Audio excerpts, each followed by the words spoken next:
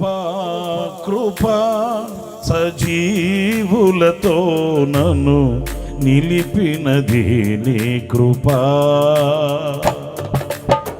నా శ్రమ దినమున నాతో నిలిచి నన్ను ఓదార్చిన నవ్య కృపా నీదు కృపా. నా శ్రమ దినమున నాతో నిలిచి నన్ను ఓదార్చిన నవ్య కృపా నీదు కృపా. కృపా సాగరా మహోన్నతమైన నీ కృప చాలునయా. కృపా సాగరా మహోన్నతమైన నీ కృప చాలునయా. శాశ్వతమైన నీ ప్రేమతో నన్ను ప్రేమించిన శ్రీకరుడా, నమ్మకమైన నీ సాక్షినైనే నీ దివ్య సన్నిధిలో నన్ను దిగిపోని.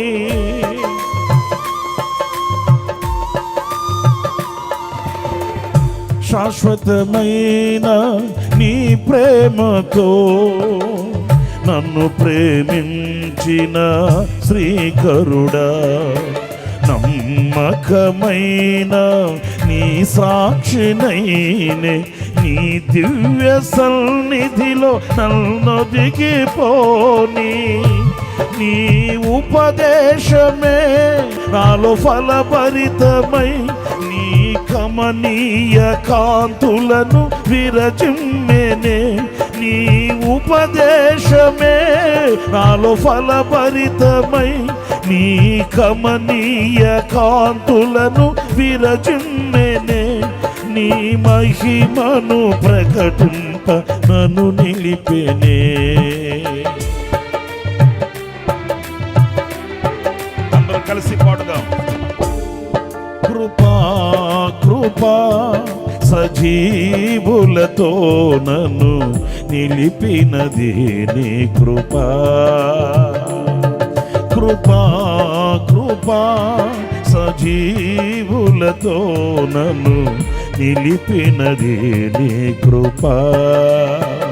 నా శ్రమ దినమున నాతో నిలిచి నన్ను ఓదార్చిన నవ్య కృపా నీదు కృపా.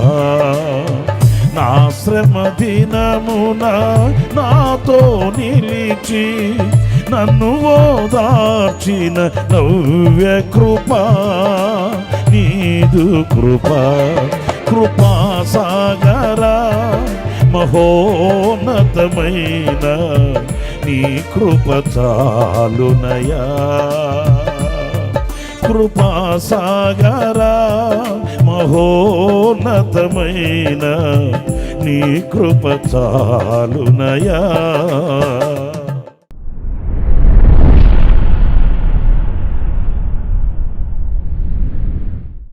Praise the Lord.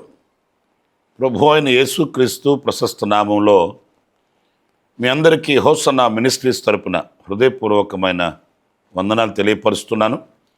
ప్రభు మిమ్మల్ని ఆశీర్వదించి దీవించునుగాక. ప్రియులారా, ఈ పూట పరిశుద్ధ గ్రంథంలో నుంచి చక్కటి మాట నేను మీకు చదివి వినిపిస్తాను.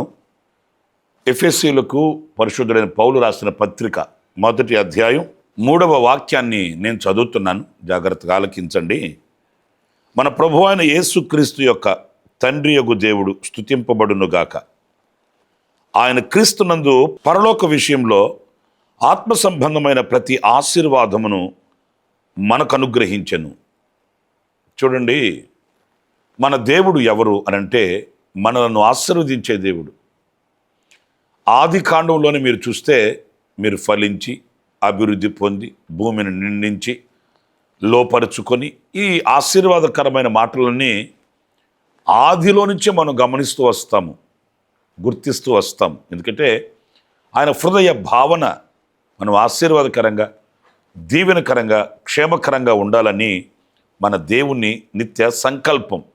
అలాగే ఈ పత్రికలో కూడా పరిశుద్ధులైన పౌలు రాస్తున్న ఈ మాటల్ని మనం గమనించినప్పుడు ఆయన పరలోక విషయంలో ఆత్మ సంబంధమైన ప్రతి ఆశీర్వాదాన్ని ఆయన మనకు అనుగ్రహించను అనే మాట ఎంతో శ్రేష్టమైనది. ఆయన దీవించకపోతే, ఆయన ఆశీర్వదించకపోతే, ఆయన చల్లని చూపు మన మీద లేకపోతే ఏ క్షణం కూడా మనకు ఆశీర్వాదం కాదండి. ఏ క్షణం కూడా మనకు దీవెనకరంగా నిలవదండి. ఏది మనకు ఒక శ్రేష్టమైనదిగా కనిపించదు అనే విషయాన్ని మనం ఎప్పుడు మర్చిపోకూడదు. ఎందుకంటే మన శక్తి, మన భక్తి, మన బలము, మన ధనము, మన జనము ఏవి కూడా మనకు ఈ లోకంలో జీవించగలిగినటువంటి ఆ శక్తి సామర్థ్యతలు ఇచ్చేవి కావు. కేవలం ఆయన దీవెన, ఆయన కటాక్షం, ఆయన ఆశీర్వాదమే ఈనాటికి మనల్ని సజీవుల దేశంలో సజీవులుగా ఉంచి సజీవుడైన ప్రభుని ఆరాధించే ఈ గొప్ప ధన్యతను మనకు ప్రసాదించింది అనే విషయాన్ని మనం గుర్తించి ప్రభుకి కృతజ్ఞులమై బ్రతకవలసిన అనుభవం అండి. ప్రతి ఆశీర్వాదము అన్నప్పుడు ఈ పత్రికలోని మనం కొన్ని విషయాలు మనం గుర్తించగలుగుతాము. ఏంటి? ఆయన మనకు పరలోక సంబంధమైన ప్రతి ఆశీర్వాదాన్ని అనుగ్రహించిన అనుభవాలు ఏమై ఉంటాయి అనేది మనం గుర్తించినప్పుడు ఈ మొదటి అధ్యాయం 6వ వాక్యంలో చక్కటి విషయాన్ని మనం చదువుతాము. మనము తన ఎదుట పరిశుద్ధులమును నిర్దోషులమునై ఉండవలెనని జగత్తు పునాది వేయబడక మునిపే ప్రేమ చేత ఆయన క్రీస్తులో మనలను ఏర్పరచుకొనెను. ప్రియ సహోదరులారా, చూడండి, ఈ జగత్తుకి అసలు పునాది వేయబడక మునిపే, ఈ జగతి సృష్టించబడక మునిపే, అంటే ఎంత గొప్ప ప్రణాళికో చూడండి దేవునిది. ఈ రోజున మనం ఆయనను ఆరాధించడం, స్తుతించడం, గణపరచడం, హెచ్చించడం, పూజించడం ఇవన్నీ ఈనాడు తటస్థంగా వచ్చినవి కావు. అవి మనకు ఈ రోజున అనుకోనని రీతిగా మన ఎదుట నిలిచినవి కావండి. అసలు ఈ సృష్టి ఎప్పుడు ప్రారంభమైంది? ఎప్పుడు సృష్టించబడింది? ఆ సృష్టించబడక మునిపే ప్రేమ చేత క్రీస్తులో ఆయన మనల్ని ఏర్పరచుకున్నాడట. ఆయన జనముగా ఉండడానికి, ఆయన కుమారులుగా మనం ఉండడానికి, ఆయన స్వకీయ సాంపాద్యముగా మనం బ్రతకడానికి, ఆయన సొత్తైన జనముగా మనం నిలవడానికి ఆయన మనల్ని ఏర్పరచుకునేను అన్నప్పుడు ఎంత గొప్ప ప్రణాళిక మన మీద అనేది, గొప్ప ఆశీర్వాదం అనేది ఇంతకు మించి ఏముంటుందనేది మనం గుర్తించాలండి. ప్రియమైన దేవుని బిడ్డలారా, ఆస్తులు, అంతస్తులు, లేక కలిగిన భోగభాగ్యాలు, ధనధాన్యాలు ఇవన్నీ ఈరోజు ఉండొచ్చు, రేపటి రోజున లేకపోవచ్చు.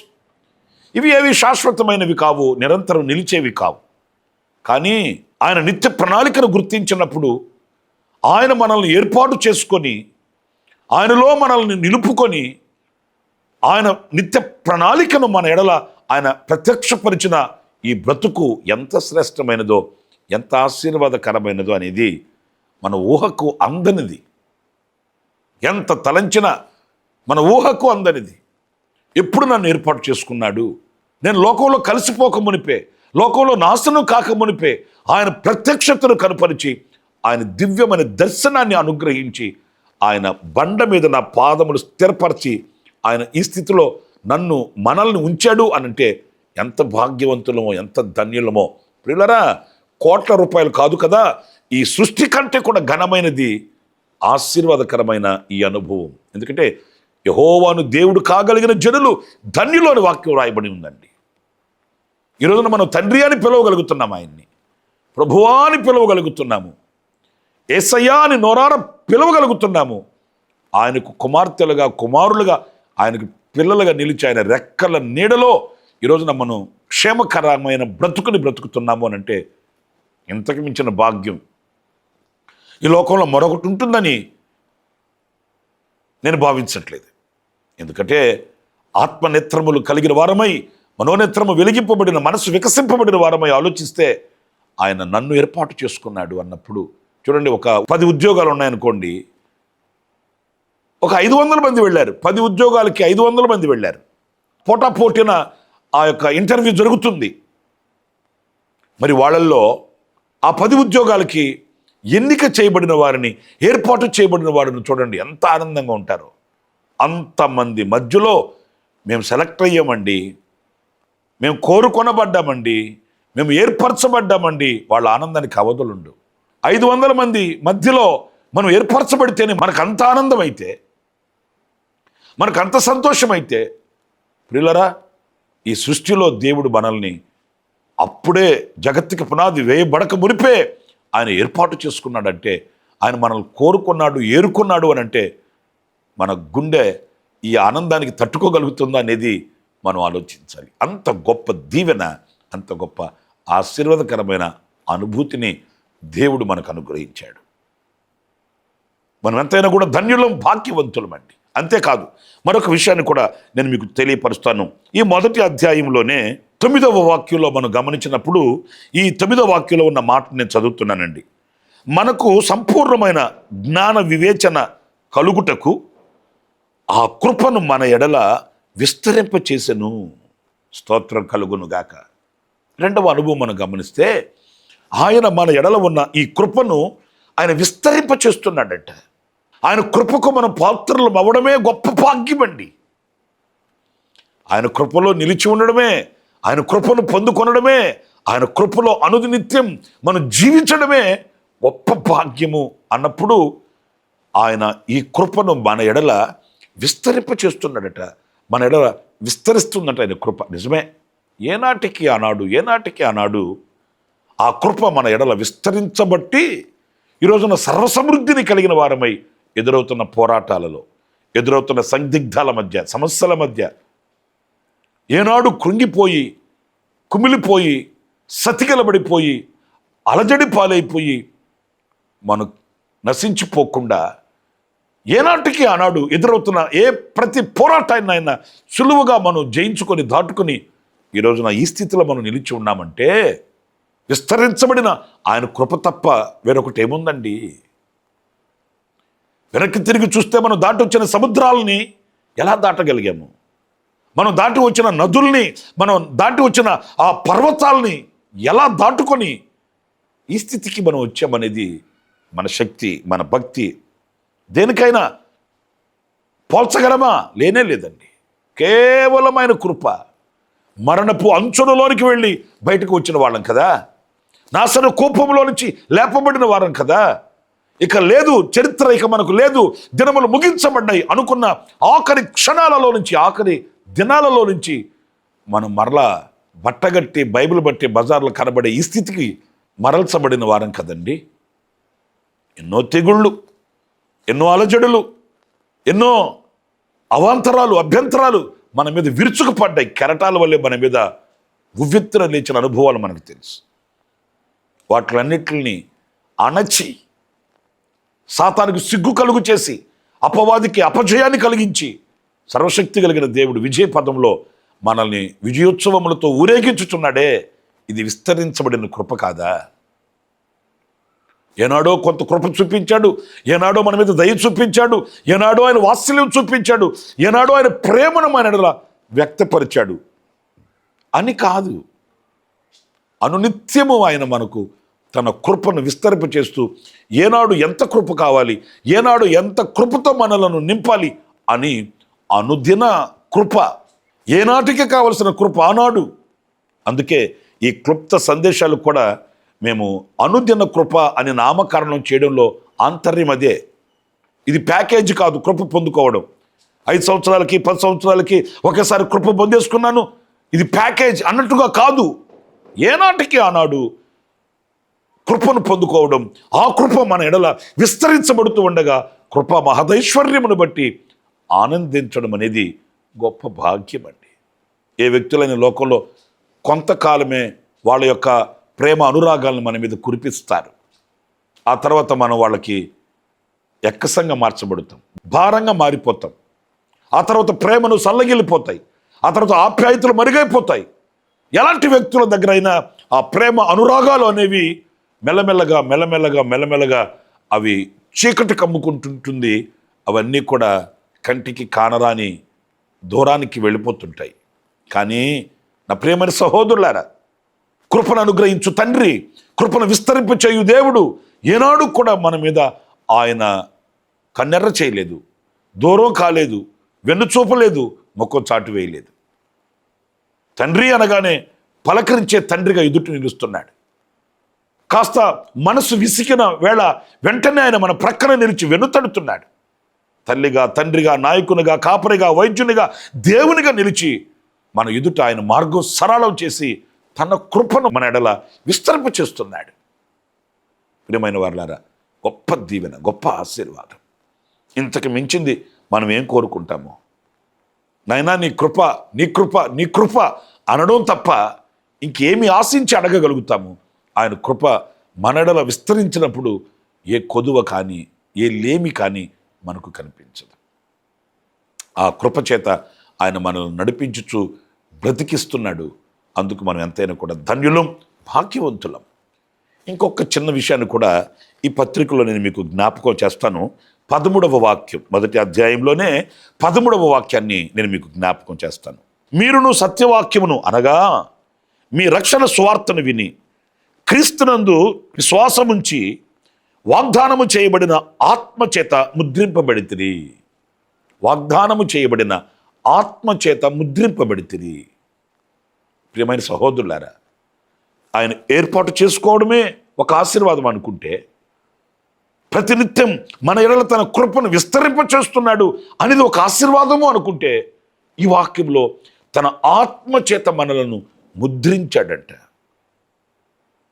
వాగ్దానము చేయబడిన ఆత్మచేత. యేసుక్రీస్తు చెప్పాడండి, నేను తండ్రి యొద్దకు వెళ్ళి నా తండ్రిని వేడుకొని ఆదరణకర్తను మీ యొద్దకు పంపిస్తాను. ఆదరణకర్తను. ఎందుకని? మనకు లోకంలో ఎక్కడ ఆదరణ మనుషుల వలన కలగదండి. ఓ నిశ్చలమైన, శాశ్వతమైన గొప్ప ఆదరణ దేవుని మూలముగా మనకు కలుగుతుంది. ఆయన ఆదరణ మనకు ధైర్యాన్ని ఇస్తుంది.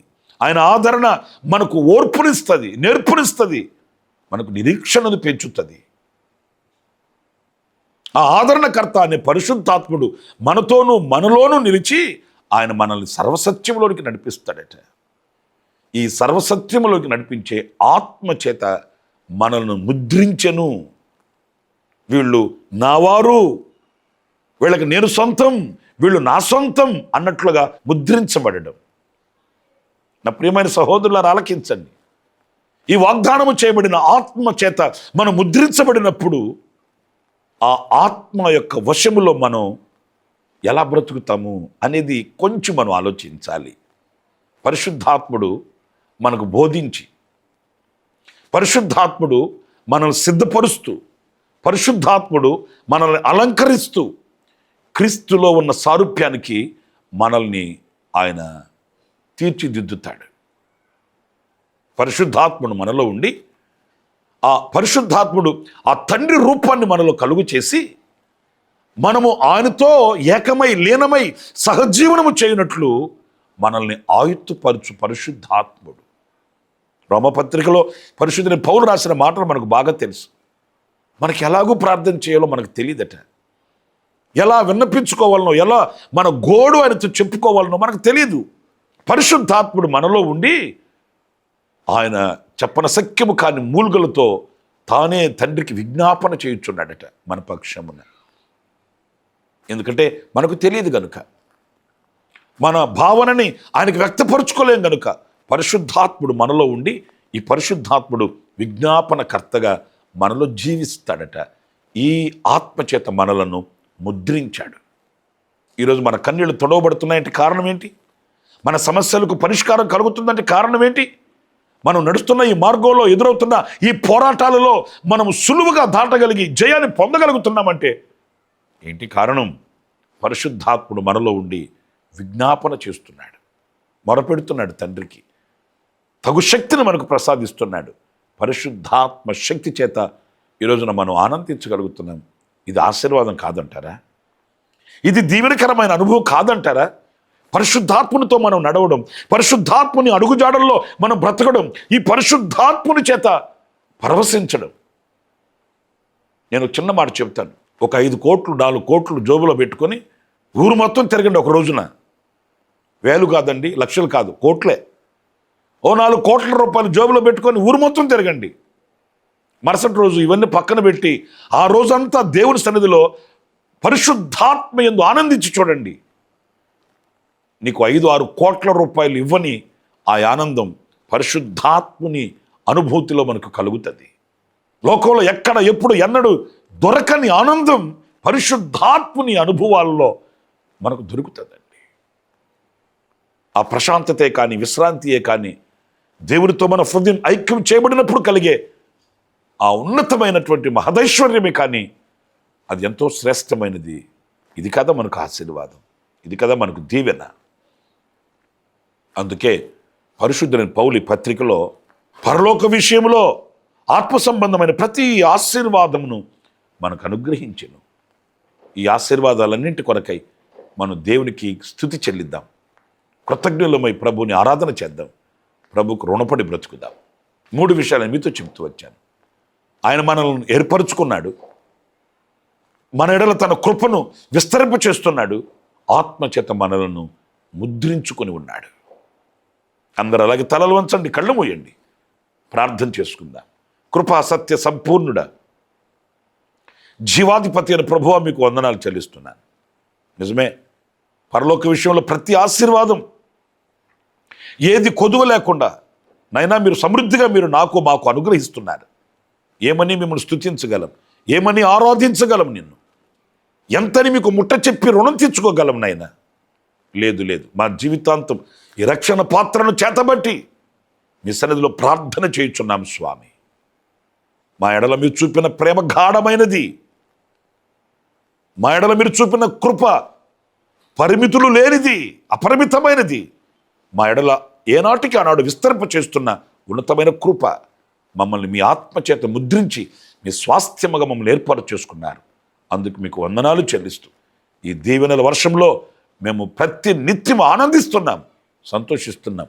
అందుకే కృతజ్ఞులమై చేతులు జోడించి మీ శిరస్సు దగ్గర కృతజ్ఞత స్తుతి సమాంజలి అర్పిస్తున్నాం నాయన.